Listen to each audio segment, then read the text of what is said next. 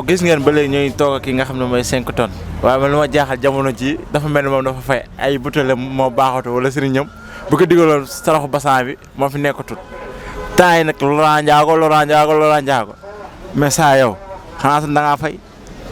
non fay mooy lan. sa lamp sa butéel ñoo baaxatul Laurent Ndiago rek ngay dégg. non man àdduna ñëpp xam nañ ma te man mbër yooyu ngay man sama génération amul ko ma si ñee quoi.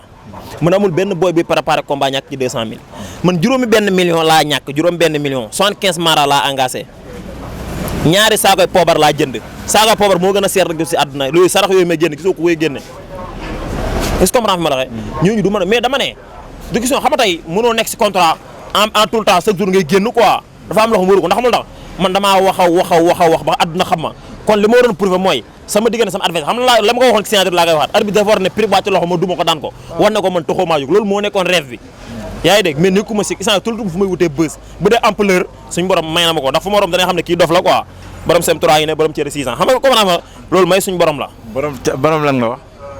borom sem3 quoi borom sem3 laa bàyyee waaw borom cere 600 mais 400 naan pot ndox tëdd sama ngor man isaan sama image ñëpp a ko xàmmee mais kon fi mu toll nii am na leneen loo xamante ni loolu ba ma koy liggéey pour def ko ba ma ci tollee def naa ko mais saa yi damaa war a am li samay morom am est-ce que comprendre fi ma la waxee damaa war a développer dem si kanam am si beneen mental booy doxee comprendre fi ma la waxee mais comme am na yoo xam ne du ma si détail quoi bañ naa ko booy ma naw loolu maa leen gën a seer li ma mën liggéey mënuñu ko lijjanti kon. mais moom day làkk français loolu làkk français. man français normal laay làkk man. wala laay làkk. làkk français nga. wala lan la nga Sénégal ñu lay seetaan nga làkk français ñu lay seetaan. waaw ban Laurent Ndiago tamit day làkk français. mais booy làkk rek naan ma lii ngay làkk ma xam li may làkk la ban question. nga làkk français maanaam tombateeg mbënd mi laa nga làkk si français. ak làmb ji. waaw d'accord waaw di wax au revoir. ceci c'est remercier les présidents c'est rappelé c'est président de la République du Sénégal. de quoi moi il t'appelle les 5 tonnes.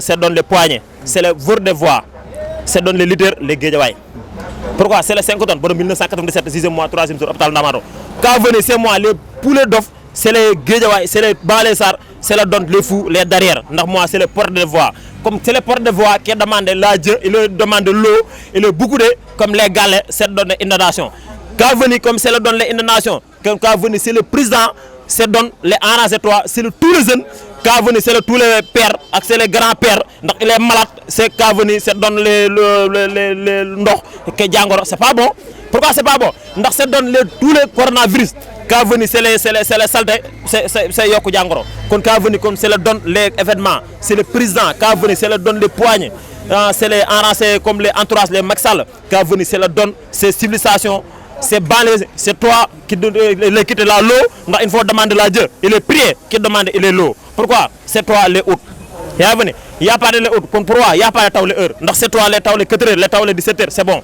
mais c'est pas lui demande la Dieu que toi c'est yaramam tàng pourquoi c'est yaramam tàng quand venu c'est demande la Dieu il faut donner l'eau moo tax yàlla insa yaram daa tàng kon c'est toi quand venu c'est donne chaque jour ndox que de l'eau mais arrangez toi daal ke la ñàkk tous les personnes c'est si les décéré wu quoi c'est le président comme enrancé ñu mu génnal ñu ndox mi ngir jëm Serigne Saliou quoi. lii nga xam ne moom la 5 tonnes la wax Laurent Ndiago kon dafay mel ni yow 5 tonnes moo la gën a doon France gis nga France bi mu ndax.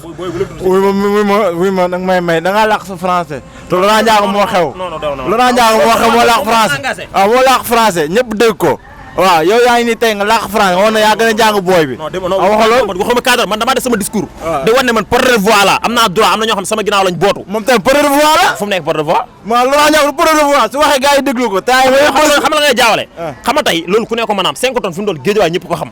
mais damaa romb Guédiawaye su ma neex damay dem tey comme ma ne Médina ñu ne Dofa ngi ne ma dem fee ñu ne Dofa ngi ne ma dem Casamance ñu ne Dof comme man damaa xas sama indépendance ci dëkk bi man porte de voix la est-ce que man porte de voix la daa am ñoo xam ne dañoo bootu sama ginnaaw donc man Sénégalais yëpp 17000 Sénégalais yi ñuy wax yëpp maa ngi ci biir